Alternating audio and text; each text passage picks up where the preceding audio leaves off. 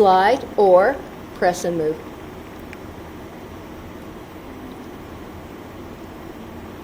Sternocleidomastoid, base here. There's the mastoid process at the back of the ear. There's the origin of the muscle. I can support if I want to. I could lay down and do this.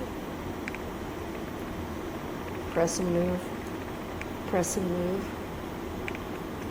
I can also hold on to the muscle belly and support my head and move my neck. Holding on to sternocleidomastoid right there.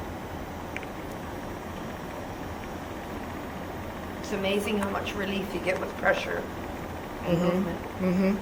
Incredible. And then when I'm done, check it out, and I got better range turning that way than I have turning this way.